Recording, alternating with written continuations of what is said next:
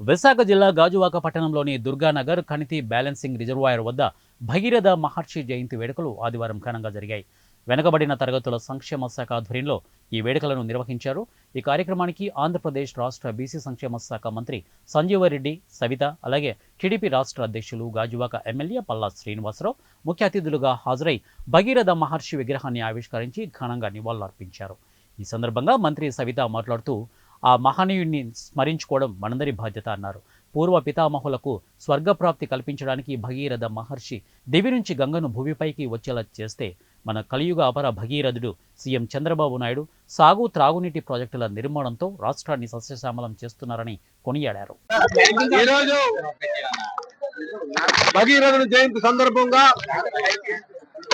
మరి అధిక సంఖ్యలో ఉన్నటువంటి సగర్లు కోరిక మేరకు ఈ రాష్ట్ర ముఖ్యమంత్రి అయినటువంటి శ్రీ నారా చంద్రబాబు నాయుడు గారు ఆదేశాల మేరకు ఎన్డీఏ ప్రభుత్వం యొక్క ఆశీస్సుల మేరకు గాజువాక ప్రాంతంలో ఘనంగా భగీరథుని విగ్రహం ఆవిష్కరించుకొని ఈ కార్యక్రమంలో ముఖ్య అతిథిగా బీసీ శాఖ మంత్రులు పెద్దలు గౌరవనీయులు సబితమ్మ గారు పాల్గొనడం జరిగింది. వీరితో పాటు మరి బీసీ వెల్ఫేర్ కమిషనర్ గారు, అలాగే కమిషనర్ గారు సత్యనారాయణ గారు, అలాగే మల్లికార్జున గారు.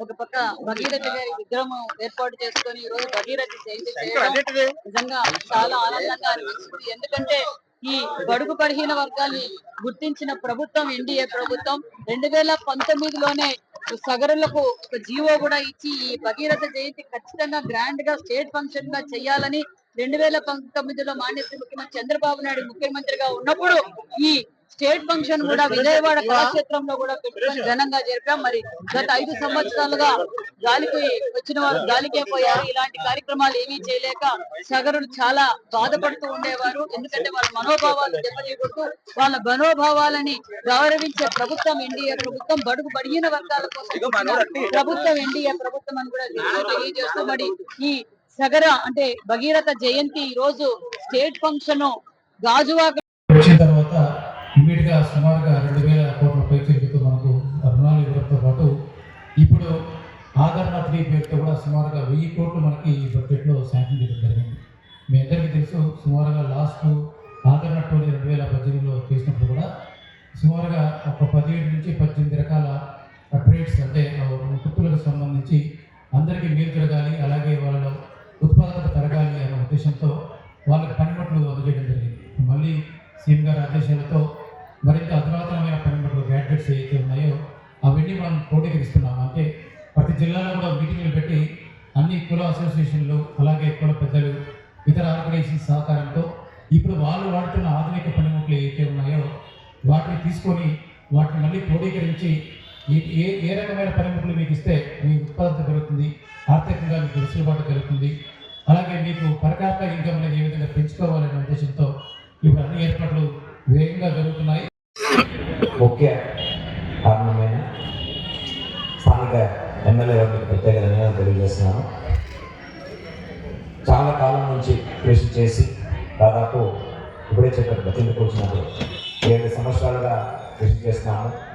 ఈరోజు మనము చేసుకోగలిగాము అని చెప్పడం జరిగింది. సో ఆయన యొక్క కృషికి ప్రత్యేక ధన్యవాదాలు తెలియజేస్తున్నాను. ఎమ్మెల్యే గారు పిలవగానే ఓకే మనం గాజువాకలను చేస్తామని ముందుకు వచ్చి ఈరోజు మేడం మంత్రి గారు ఇక్కడ దాకా రావడం చాలా సంతోషం. ధన్యవాదాలు మేడం. జిల్లా యంత్రం తరఫున ప్రత్యేక ధన్యవాదాలు తెలియజేస్తున్నాను. గవర్నమెంట్ బీసీ వెల్ఫేర్ కోసం ఎంతో మంచి కార్యక్రమాలు తీసుకురావడం జరిగింది. ఇప్పుడే కమిషనర్ గారు మాట్లాడుతూ ఆదరణ గురించి చెప్పారు. వెనకబడుతున్న ధరల అందరూ కూడా ఆర్థికంగా స్థిరపడాలి, సమాజంగా స్థిరపడాలంటే వాళ్ళకి ఒక ఫినాన్షియల్ ఇండిపెండెన్స్ అనేది ఉండాలి. దానికి లైవ్లీహుడ్ స్కీమ్స్ అనేది తప్పకుండా మనం తీసుకురావాలని గౌరవ ముఖ్యమంత్రి గారు ముందడుగు వేయడం, వెంటనే మంత్రివర్గంలో దానికి స్పందించి మన జిల్లా తీసుకుంటే దాదాపు